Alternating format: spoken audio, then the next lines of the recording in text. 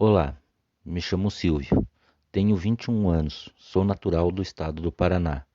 Moro em uma região rural próxima à cidade de Palmeiras. Trabalho com meu pai e vivemos com o plantio de grãos que plantamos em alguns hectares de terra que pertence à nossa família.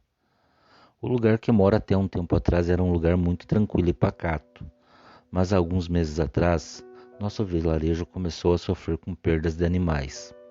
Alguns fazendeiros começaram a relatar que muitas cabeças de gado estavam sendo encontradas mortas próximas às suas propriedades. Ovelhas, galinhas e até mesmo cães estavam sendo atacados.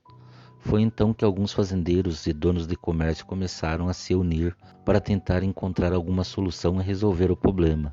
Minha família resolveu ajudar. Por mais que nossa renda viesse da lavoura, sempre trocávamos uma parte pequena de tudo que colhíamos com fazendeiros que criavam gado e galinha. Por sermos uma comunidade muito unida, nunca faltou nada para ninguém que morasse por perto. Em conversa com alguns fazendeiros, descobrimos uma informação muito importante.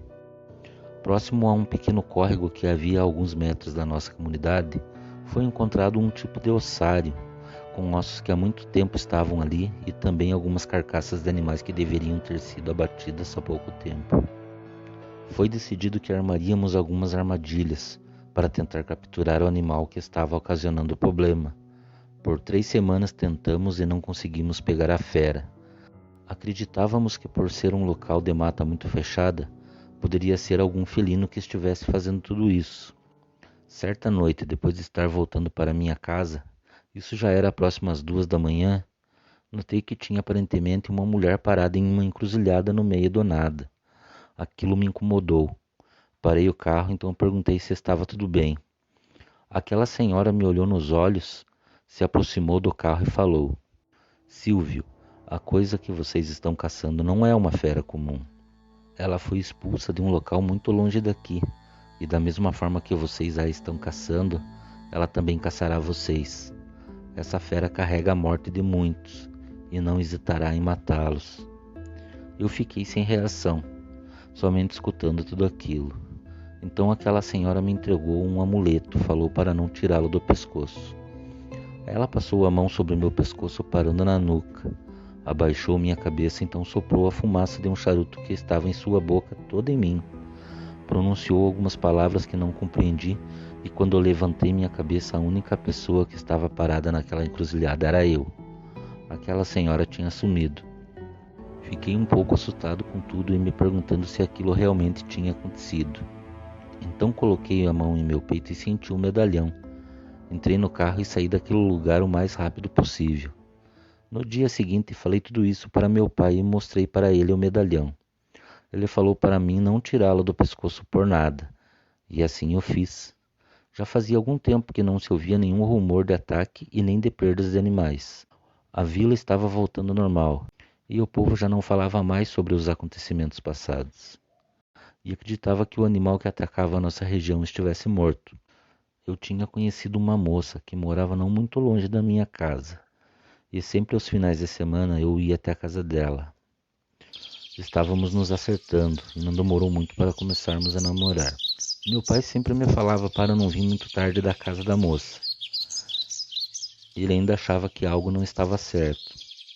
Em um fim de semana eu estava na casa da minha namorada e sua família estava toda reunida.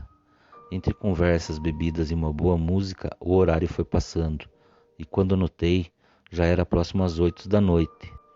Para não incomodar a família, falei que não tinha necessidade de me levarem até a minha casa. Então voltei sozinho e a pé. Quando já estava no meio do caminho, uma cerração começou a cobrir a rua de terra. Um vento gelado cortava a noite. Então notei que tinha chegado na mesma encruzilhada em que aquela mulher me deu o medalhão. Eu parei e olhei para os quatro cantos e notei que em uma das ruas alguma coisa muito grande saiu muito rápido da mata, cruzando a rua e entrando no outro lado. Acredito que aquilo vinha me acompanhando e eu não tivesse notado. Continuei meu caminho, apreciei os passos. Então notei que galhos estavam quebrando na mata, mas não me importei. Foi então que eu vi o som baixo de alguma coisa que rosnava na mata em minha direção. Não demorou muito para que o que estava me seguindo saísse da mata. Aquilo era um maldito lobisomem e estava determinado a me matar.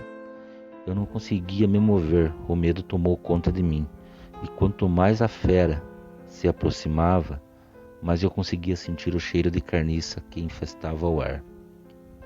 Foi então que me lembrei do medalhão que aquela senhora me deu. Quando deixei à mostra o medalhão em meu peito, aquela maldita fera se contorcia e gritava. Tentei correr e me afastar da fera, e quando estava chegando próximo à minha casa, fui surpreendido novamente pelaquela coisa. Aquele cão do inferno me atacou. Conseguiu arrebentar o medalhão. Tentei lutar por minha vida, mas aquela coisa era muito forte. E quando estava quase sem força e sendo carregado para a mata pelaquele maldito lobisomem, consegui ouvir alguns tiros. Aquela fera gritava muito e me soltou. No mesmo momento eu apaguei. Algumas horas depois, logo depois de ter acordado e ver que já estava em minha casa, levantei do sofá. Todo o meu corpo estava doendo. Meu pai e alguns fazendeiros estavam conversando. Então me aproximei e pude ouvir que falavam sobre aquele maldito cão.